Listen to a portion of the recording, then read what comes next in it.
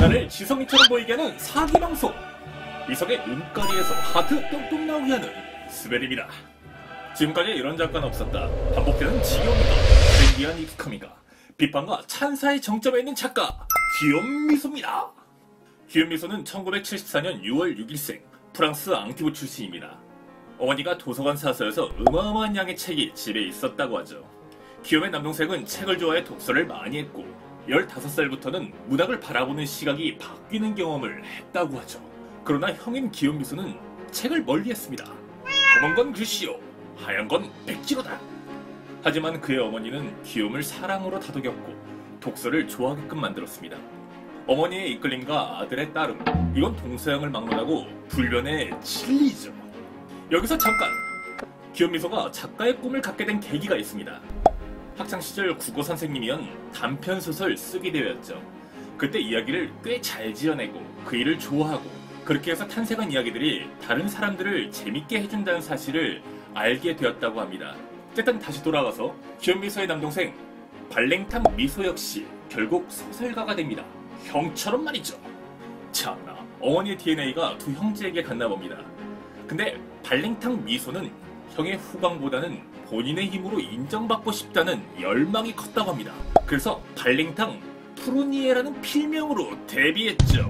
푸르니에 부아그라. 완벽한 계획으로 말입니다.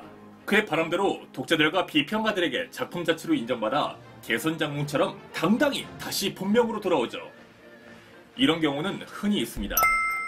영화배우 하정우가 아버지의 후광을 받고 싶지 않아 예명을 썼고 그 동생 차현우 역시 이하 동문이었습니다. 동생이 부담감이 더 심했을 것 같아요. 아버지뿐 아니라 더 유명한 형도 있었으니까요. 광산 김가라는데 대단한 엄력의 집안입니다. 조스벨도 광산김입니다. 다시 돌아와서 피는 못 속이는 미소 형제의 공통점과 차이점을 보죠. 일단 공통점은 빠른 전개와 감각적인 필력입니다. 페이지 터너죠. 차이점 역시 있습니다. 형은 로맨틱의 사랑이었다면 동생은 스릴러의 공포무죠. 뒤에서 언급하겠지만 기욤미소의 스릴러적 요소는 동생에게 어느 정도 영향을 받지 않았을까 합니다. 기욤미소는 니스 대학과 몽펠리에 대학원에서 경제학과 석사과정을 이수한 후 고등학교 교사로 근무했는데 이때부터 틈틈이 집필을 하기 시작했습니다. 나중에는 전업작가로 전향했지만 교직에 대한 미련은 아직 남아있다고 하는데요. 워낙 유명한 작가고 세계의 팬들을 만나러 다녀야 하게 돼 어쩔 수 없는 결정이었다고 합니다. 뭐 결론은 이직인 걸로. 어쨌든 다시 기욤미소는 2001년 스키다마 링크로 등단했고 2년 뒤 두 번째 소설 완전한 죽음을 출간해 프랑스 문단에 일대 센세이션을 불러일으켰습니다. 하지만 오늘날 기욤미소를 잊게 해준 건 바로 2005년 구해조였습니다. 이 책은 발매 후 프랑스 아마존 85주 연속 1위라는 놀라운 기록과 일약 세계적인 베스트셀러 작가의 반열에 올려놓았죠. 실로 기욤미소의 인기가 엄청났습니다. 프랑스 언론은 기욤미소는 하나의 현상이다라는 수식어로 이 젊은 작가가 이룬 성과에 대해 찬사를 표했는데요. 눈을 내리깔고 목에 깁스해도 전혀 이상하지 않을 정도였죠. 근데 한국에서는 정반대였습니다. 2006년 소설 구해조가 한국에 출간됐을 때 반응이 없다 못해 서점 구석에 자리를 옮기는 서점계의 빙구였죠. 그러다 보니 후속작 당신 거기 있어줄래요와 사랑하기 때문에가 나왔을 때도 사람들의 반응은 역시 냉담했습니다. 하지만 낭중지출할까? 사랑하기 때문에가 슬슬 입지를 탔죠. 입지는 소설 부분 베스트셀러 10위권에 오르는 월척 중의 월척이었습니다.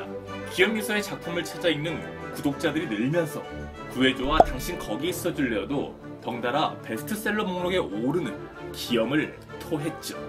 영화 아수라도 비슷하죠.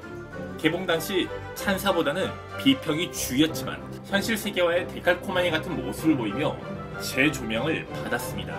이때부터 기욤미소의 신도림이 대한민국에서도 나왔죠. 참고로 한국에서는 이 세 권 중 사랑하기 때문에가 단연 탑이었습니다. 2008년부터 매해 꾸준히 작품을 선보이며 14권을 내리 때려박았고 다작작가 중 한 명이 되었습니다. 기욤미소의 모든 책에는 언제나 사랑의 메시지가 있죠. 영화 러브 액츄얼리 같습니다. 기욤미소는 사랑에 대해 이렇게 말합니다. 사랑은 삶에서 가장 중요한 요소다. 사랑이야말로 행동이 나아갈 방향을 결정한다. 주현실적인 장치는 비극적 이야기를 효과적으로 풀어나가는 수단으로 택한 것이다. 나는 산다는 것, 늙어간다는 것 등 심각한 주제를 가벼운 터치로 기술하는 걸 즐긴다. 우리 주변에 언제나 도사리고 있는 사랑이 그의 책에는 늘 존재하니 하나같이 선보이는 책들은 베스트셀러요, 스터디셀러였습니다. 사랑 얘기는 솔로 들으기는 존나 재수없죠. 하지만 기회는 있습니다. 믿어보세요. 작업해야죠. 스벨의 사기방송 보고 속이면 됩니다. 믿기 시작하는 순간 다음 편에서는 기요미소의 작품의 세계관, 찬사와 비판, 그 외적인 것들에 대해 알아보겠습니다. 여러분의 구독과 좋아요, 알림 설정은 제게 아주 큰 힘이 된답니다. 지금까지 지식 사기방송 스벨이었습니다.